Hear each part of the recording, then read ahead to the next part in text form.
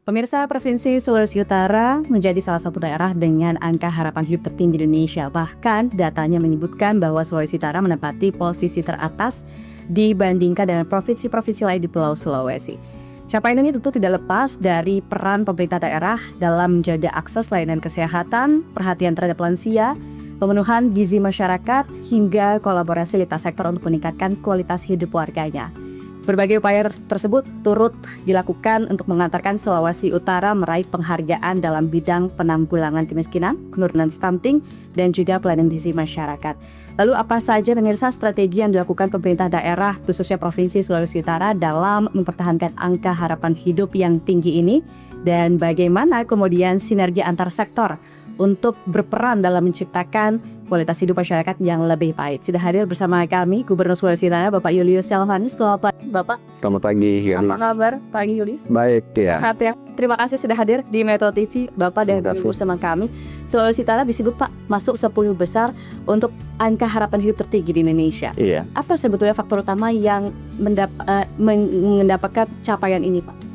Terima kasih Gadis. Kami berangkat semua pekerjaan kami itu dari standar Indeks Pembangunan Manusia di Sulawesi Utara.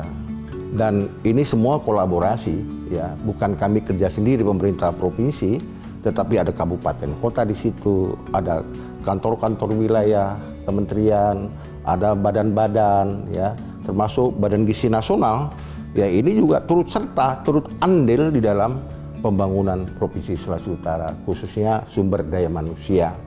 Nah, dalam konteks angka harapan hidup di Provinsi Sulawesi Utara, kami sebenarnya berpedoman kepada data dari BPS, bahwa BPS angka harapan hidup Sulawesi Utara itu di 74,44 tahun, yaitu kita naik di 0,36 tahun ya, 0,36 tahun dibanding tahun sebelumnya. Nah, kalau kita urai dari Indeks Pembangunan Manusia ini ada 3 di situ, ada pendidikan, ada kesehatan, ada ekonomi. Kalau pendidikan, bagaimana lama sekolah? Pemerintah menganjurkan itu 13 tahun. Sulawesi Utara itu 12,7 tahun. Hampir tercapai ya. Kemudian juga pertumbuhan ekonomi kita itu di 76,32%. Ini juga dampaknya nanti kepada kesejahteraan masyarakat, ya. Termasuk juga umur harapan hidup. Nah, umur harapan hidup itu cukup tinggi kita di 74,44. Di nasional kami di urutan 10 besar masuk di situ, di regional Sulawesi kami urutan pertama. Jadi kalau beberapa waktu lalu Sulawesi Utara itu mendapatkan penghargaan dari Kementerian Dalam Negeri dalam hal ini, ya, mendapatkan award terkait penurunan stunting dan kemiskinan. Nah, ini tentunya bukan kami sendiri. Nah, dari sana ada 4 faktor yang kami coba untuk konsentrasi pemerintah kami melakukan aktivitas ini. Yang pertama, bagaimana perlindungan terkait dengan kesehatan. Sulawesi Utara ini, Gadis, kita ini termasuk sudah di level Universal Health Coverage ya, UHC, di mana JKN, Jaminan Kesehatan Nasional kita itu ada di angka 99,1%. Padahal nasional itu sudah menstandarkan 99,8, itu sudah dianggap kita sudah melampaui ya. Termasuk keaktifannya itu di JKN kami itu ada 81,4%. Ini kita sudah melampaui nasional, di mana standarnya adalah 80%. Jadi kami melampaui, sehingga dari angka itu saja Jaminan Kesehatan Nasional Provinsi Sulawesi Utara itu terjaga. Maka kami mendapat award di situ. Itu. Kemudian yang kedua terkait sosial ekonomi. Nah, sosial ekonomi ini kita ketahui bahwa tadi saya sampaikan indeks pembangunan manusia kita ini itu sudah 76,32 ya. Sehingga kita turunkan angka kemiskinan kita itu di kurang lebih di 6,2% ya. Terjadi penurunan. Ya, terjadi penurunan. Termasuk juga di stunting ya. Stunting kita juga menurun. Nah, yang ketiga adalah gizi. Kita memperhatikan gizi baik usia rentan ya, baik bayi, ibu hamil ya, kemudian ibu menyusui, termasuk lansia rentan ya. Ini gizi mereka juga kita perhatikan. Baik di situ keterlibatan posyandu, puskesmas, bahkan organisasi-organisasi kemasyarakatan di Sulawesi Utara itu semua bergerak karena kami punya budaya Mapalus ya, gotong royong ya, ini sangat kondusif sekali, sehingga ini juga mempengaruh terhadap faktor-faktor angka harapan hidup Provinsi Sulawesi Utara. Demikian ya. Dengan capaian ini, angka harapan hidup yang semakin tinggi di Sulawesi Utara, bagaimana pemerintah provinsi melihatnya? Apakah ini hanya data-data capaian atau apakah ini berarti real bahwa ini gambaran kualitas hidup masyarakat Sulawesi Utara semakin baik? Ya, ini kan kumulatif ya.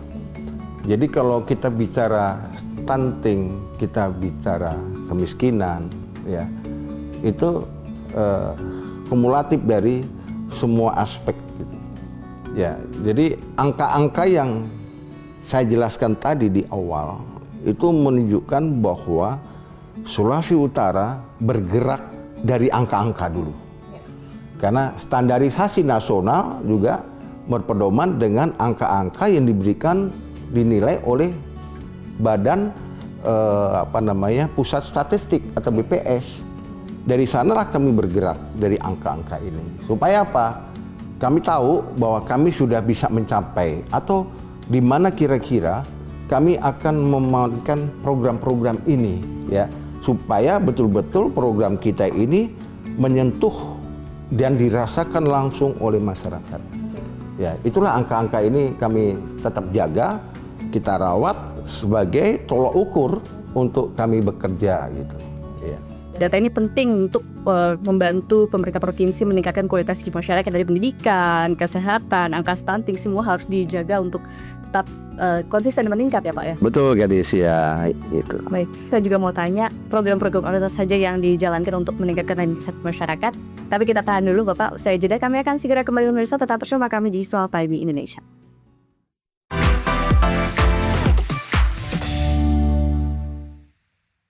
Didukung oleh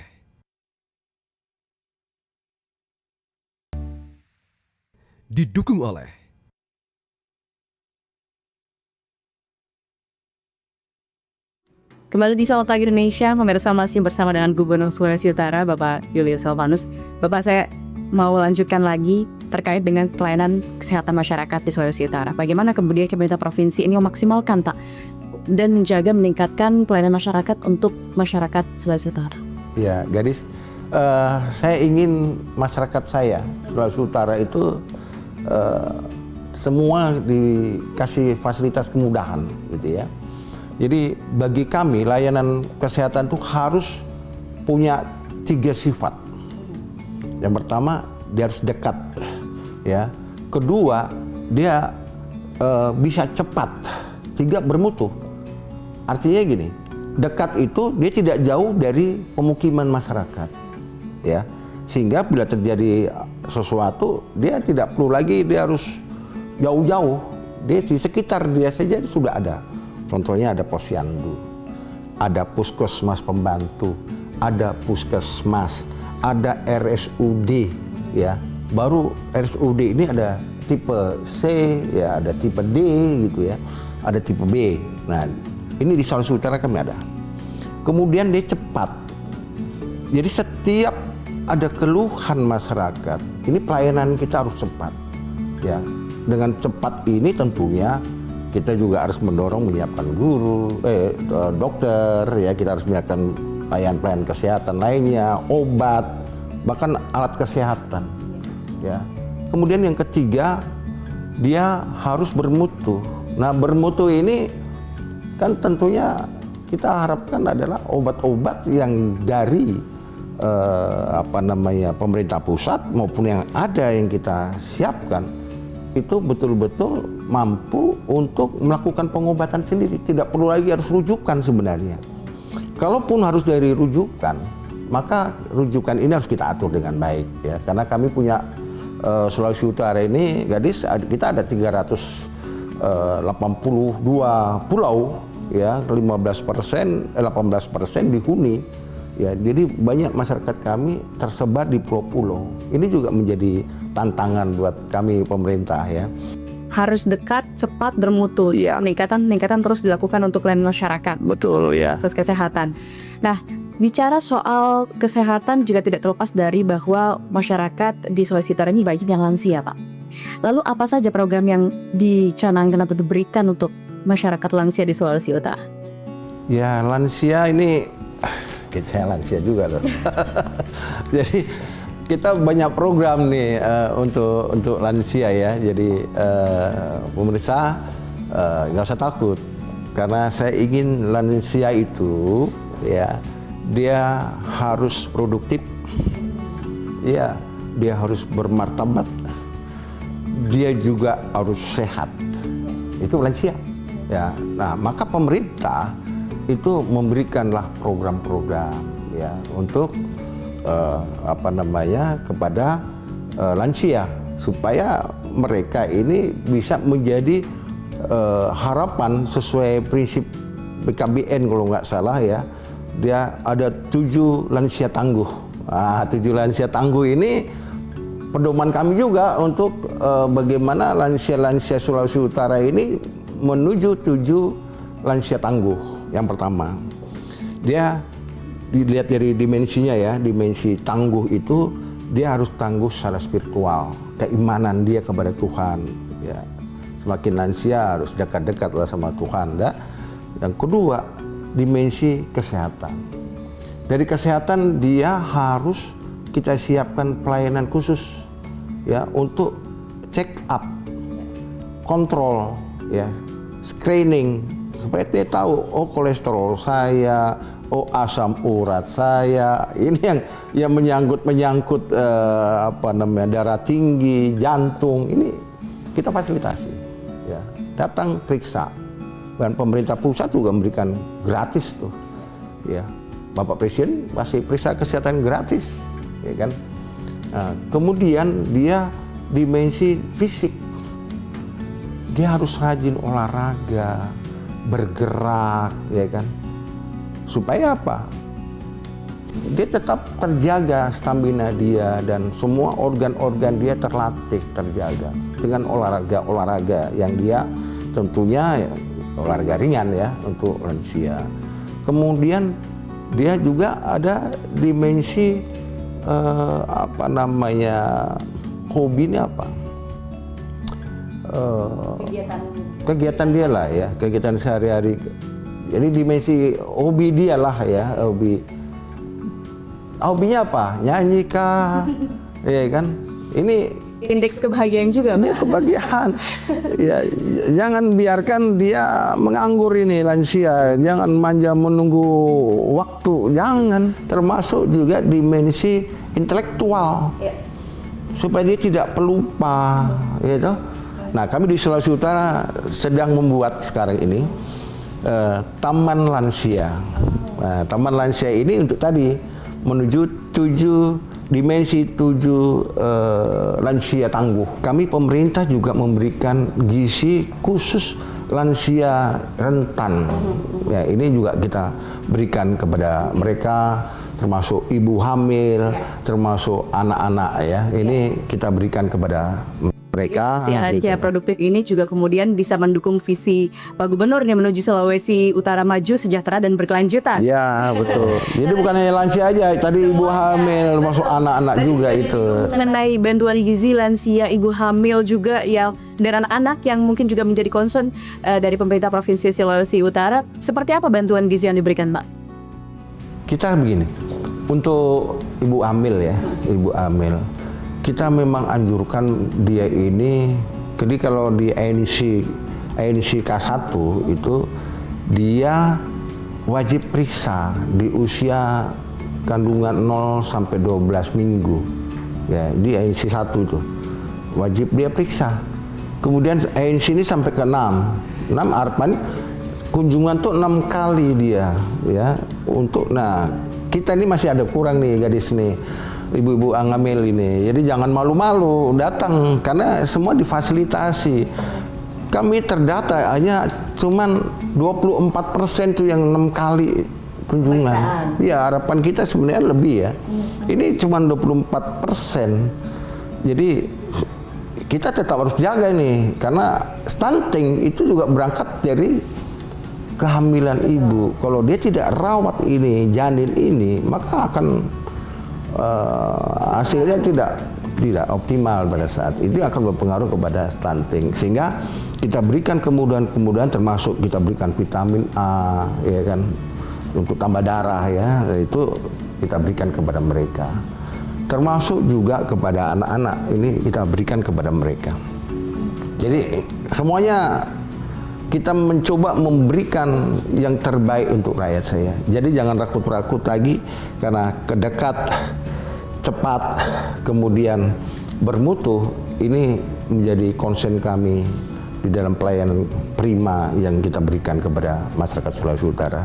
Saya juga mau tanyakan, selain sektor kesehatan, sektor apa lagi yang mendukung kemudian peningkatan kualitas hidup masyarakat di Sulawesi Utara? Tapi kita jeda dulu, Bapak. Usai jeda kami dan segera kembali, pemirsa, tetap bersama kami di Soal Pagi Indonesia.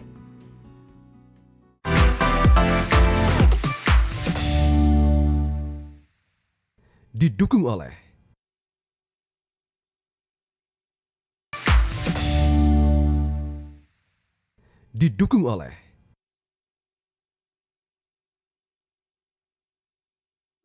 Kembali di Selamat Pagi Indonesia, pemirsa, Pak Yunis, langsung saja, apa sebetulnya hubungan antara penurunan stunting, penanggulangan kemiskinan, dan tingginya angka harapan hidup di Sulawesi Utara, Pak? Ya, jadi kalau kita lihat hubungannya ini sangat erat ya tentunya ya.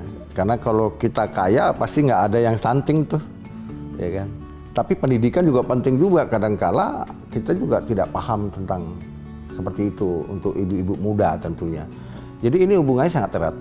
Di mana angka harapan hidup itu tidak hanya ditentukan oleh rumah sakit saja, tetapi juga oleh kondisi hidup masyarakat sehari-hari. Tetapi sebenarnya gini, gadis, surut ini saya agak belok sedikit nih, ya, di dunia pendidikan kami. Yang melek huruf di Sulawesi Utara itu 99%. Tertinggi di Indonesia. Saya boleh bangga, nggak ada buta huruf lagi di sana, gadis.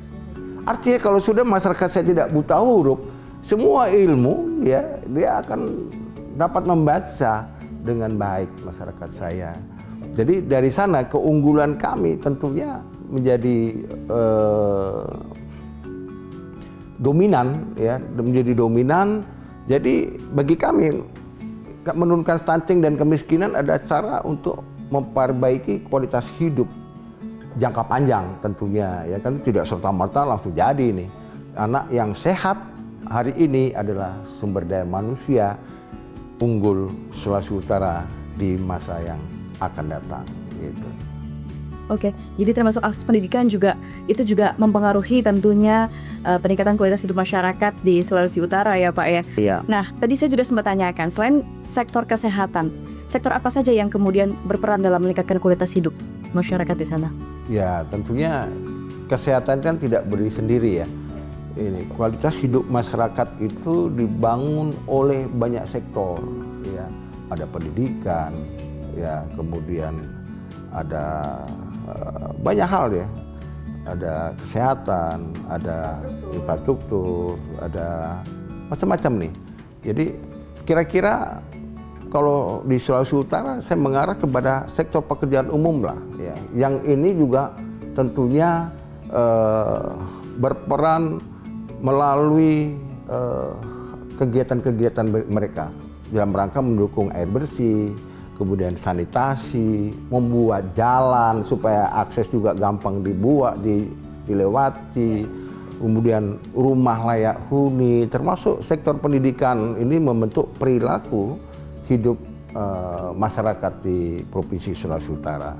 Selain itu juga budaya ini, ya, budaya kita ini perlu juga kita kita kembangkan. Budaya Mapalus, ya, gotong royong di Sulawesi Utara ini sangat tinggi, termasuk juga sektor pemberdayaan perempuan. Kita ini bersyukur ya, kemarin gadis kita diberi tambahan di posyandu kita, yang biasanya dia cuma ngurusin bayi saja. Hari ini dia sudah punya 6 fungsi posyandu ini, ya, termasuk salah satunya adalah pendidikan, ya, kemudian kesejahteraan di situ, sosial, ya, ekonomi. Ini saya terbantu oleh posyandu-posyandu yang diberi tugas bertambah, dan ini tentunya kolaborasi seperti ini sangat penting karena kesehatan masyarakat bukan hanya urusan rumah sakit, kesehatan adalah hasil kerja bersama. Oke. Itu ya. Artinya upaya untuk peningkatan kehidupan masyarakat ini bukan hanya dari lingkup yang besar, bahkan mulai dari unit terkecil dari posyandu itu tadi. Dari posyandu. Oke. Setelah kemudian mendapatkan penghargaan terkait dengan penanganan stunting dan juga pelayanan gizi masyarakat, Pak Julius, apa langkah ke depan untuk pemerintah Provinsi Sulawesi Utara? Ya, ini penghargaan, kami sangat bersyukur ya. Kita mendapat penghargaan, kasih kehormatan, tapi kami juga nggak mau lengah ya. Karena saya tahu pemerintah pusat memacu kami di daerah itu untuk berbuat yang terbaik kepada rakyatnya dengan diberi nilai-nilai. Jadi semua pekerjaan kami dinilai. Nah, kalau dinilai ada reward, ada punishment pasti, ya kan. Rewardnya kemarin saya dapat uang 3 miliar loh, ya kan. Ini kami, dalam situasi seperti ini dapat 3 miliar ini saya sangat bersyukur sekali ya. Supaya uang ini nanti memang kita dikasih itu untuk bagaimana uang ini kembali lagi kepada program-program untuk pengentasan kemiskinan, untuk stunting, ya, dan lain sebagainya, untuk pendidikan. Kita sudah diatur. Saya berterima kasih dengan Bapak Presiden karena kami mengajukan fakultas kedokteran, mungkin pertama di Indonesia ini, ya, di Universitas Manado. Kami resmi sekarang membuka fakultas kedokteran, walaupun baru 50 mahasiswa, ya. Dan dari 50 ini kami berikan beasiswa. Ya, dari beasiswa, karena ini agak beda nih di sini, bahwa Unima sekarang dengan menerima mahasiswa baru di Fakultas Kedokteran yang baru juga, dan masyarakatnya juga, mahasiswanya juga dari masyarakat lokal, khusus Sulawesi Utara saja. Kenapa? Tadi saya jelaskan di awal, kami memiliki 382 pulau. Masyarakat kami tersebar dan kami punya 3 kabupaten di kepulauan. Ya, 3 kabupaten ini, dokternya sangat-sangat sedikit. Ya, sangat-sangat sedikit. Bayangin, dokter di Sulawesi Utara ini, gadis kita membutuhkan kurang lebih 3.300-an ya, dokter. Namun yang ada cuman kurang ya, di 2.300-an. Ya. Jadi ada kurang lebih 900 dokter kami kurang. Dokter umum nih, belum dokter gigi karena ini kan standar primer. Di situ kebutuhan kita 1.900-an, hampir 2.000. Tapi faktanya kami hanya punya 355. Bisa bayangkan, kekurangan kami kurang lebih 1.500-an dokter gigi di Sulawesi Utara. Maka kita harus membuat terobosan-terobosan, inovasi-inovasi, dan 2 lagi selain Unima, ada Unclub, ya Unclub ini Universitas Kelabat itu dalam proses ya. Kemarin saya monitor, dia sudah ada lampu hijau dari Dikti, dan salah satu lagi Universitas de la Salle, ya. De la Salle itu Katolik ya, Manado. Ini juga dalam proses. Jadi kalau 3 ini lumayanlah kita Menambah SDM. menambahkan SDM khususnya tenaga kesehatan dokter dalam hal ini. Itu yang kira-kira yang saya ingin ke depan ya, dari angka-angka ini, dari penghargaan ini kami tetap komitmen untuk bagaimana masyarakat Sulawesi Utara tetap sehat, kemudian tetap aktif, bugar, berolahraga ya, kemudian bermartabat. Karena orang semua bersaudara, dari rumah kita selalu menjaga kita baik-baik, orang baik-baik ya, orang baku tongkak untuk kemajuan Sulawesi Utara. Kita harapkan peningkatan ini terus diupayakan dari pemerintah Provinsi Sulawesi Utara, dan juga membantu meningkatkan kualitas hidup masyarakat Sulawesi Utara. Iya, betul. Pak Gubernur, terima kasih sudah bergabung Selamat Pagi Indonesia. Sukses terus, Pak Gubernur. Terima kasih, gadis. Dan itu dia pemirsa perbincangan kita kali ini. Sekaligus menutup perjumpaan kita di Selamat Pagi Indonesia. Terima kasih atas kebersamaan Anda. Saya Gadis Bianca, mewakili kerabat kru yang bertugas pamit undur diri. Selamat pagi, sampai jumpa. Metro TV. Jelajahi cara baru mendapatkan informasi. Download Metro TV Extend sekarang.